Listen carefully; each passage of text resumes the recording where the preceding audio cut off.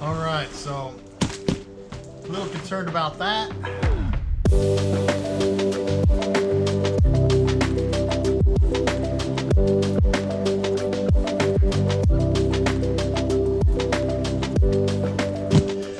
Welcome back to the garage, guys. I'm Damien, and this is the Binder Builder. I am just taking this short little time to let you know a couple of the new things that have happened in the last week or so. First of all, I got this wonderful package from Bobby. He's out in California. A lot of you guys know him on the various sites and social media.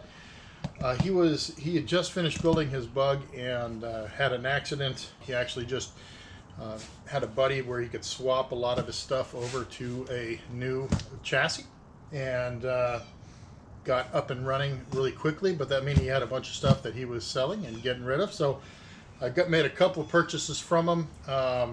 This is just one of them. So let's see what we got.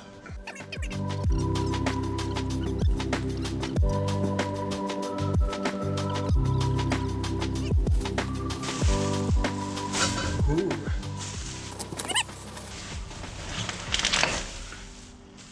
Bam! These are some Fox 2 by, I believe this is a 10 remote reservoir. Let's see what else we got.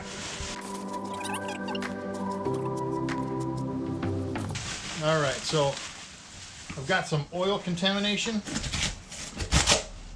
like so.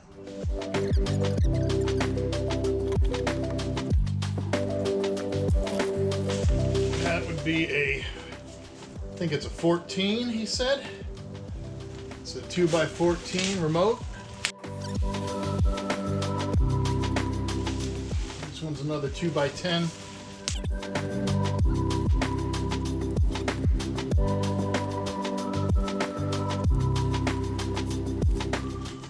Okay, this one looks pretty good as well. This is the 14.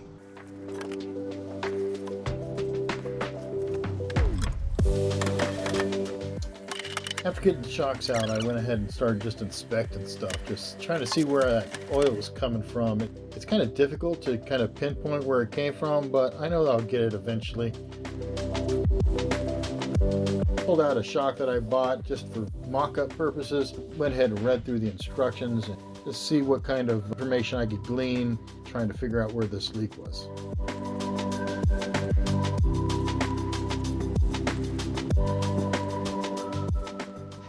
All right, I did find a lot of oil in and around this shock. I already kind of wiped it off, and I noticed that this hose is crimped.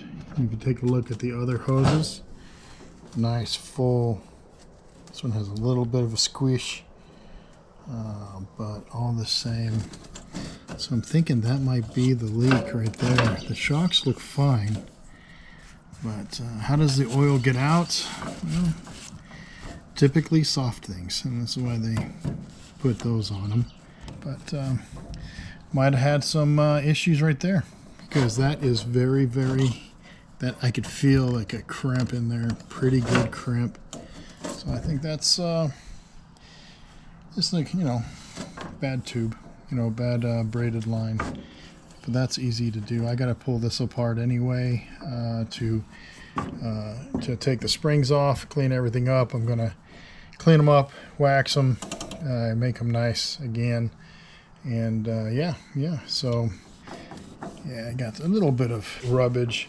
So obviously they were used, but you would expect. I mean, he wrecked off-road, playing in the desert. That's what these are made for. So, but I'm good with that. I'm good.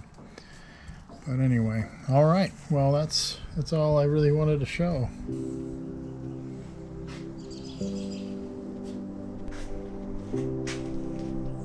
I haven't checked the air pressure.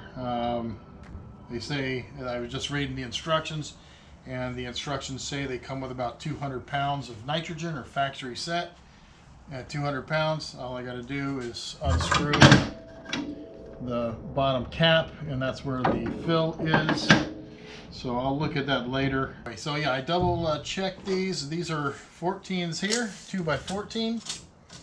And these are 2x10s.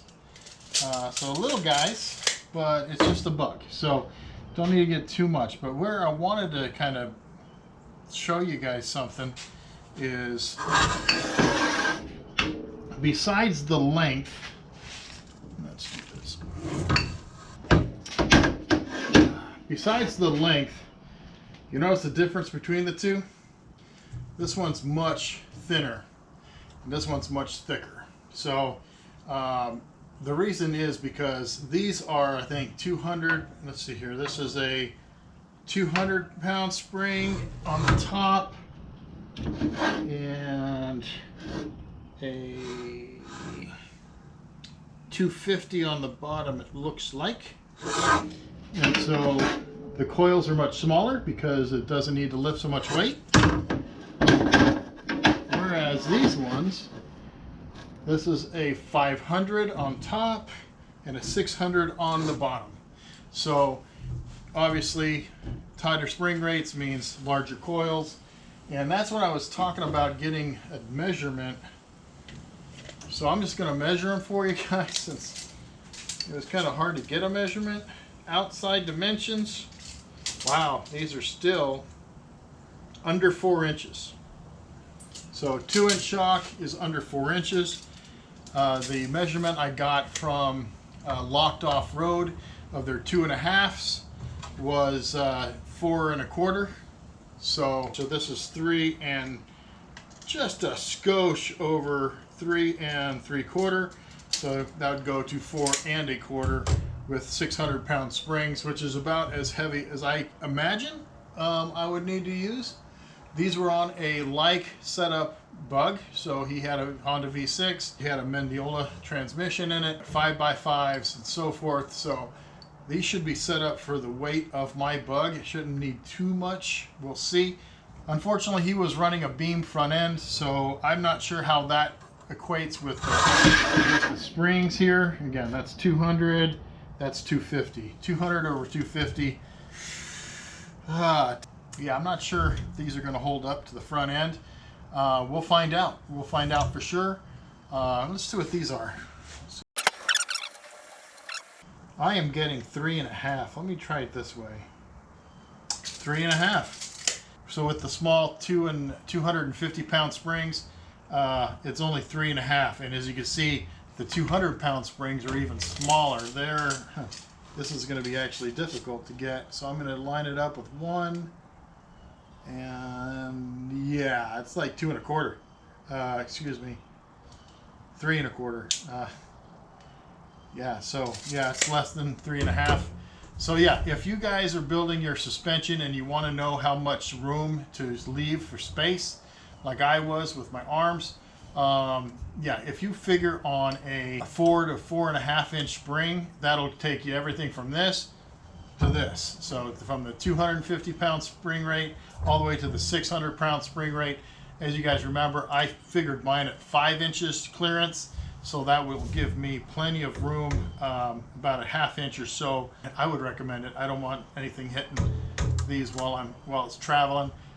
So I put 2.5 inches or 5-inch spread. So because if this is a 4, it only needs 2 to clear it, and therefore 2.5 clears it by 1/2 inch. So yeah, that seemed to work out pretty good for me. I will say these suckers, little on the loose side. The funny thing is this, I assume, is the where he hooked them up to his arms. He had the beam with the, I think, 4x1 or 4x2 arms, or maybe more. But those are super loose. They're not clicking, but they sure are moving. These, on the other hand, are nice and tight still. Same with the other ones. Just these right here. Yeah, I did want to cover, scratches, things of that nature are normal, especially if you're buying a used coilover. These were used for about 4 months, he said. And so yeah, you're going to get some scarring on the springs. You're going to get some rub. Here's some rub on the actual. The way you read this is 1200 is the spring length, 250 is the internal dimension, and you can't read it because it's all jacked, but the 0250S, I think that's the spring rate because that's what the S is for. And because when you look at the bigger ones, you could double check your work. So you got 16-inch 250 internal dimension for a 2-inch spring or a 2-inch shock, and the 0600 is 600 pound spring. So that's how I'm reading these. And we can double check this one here.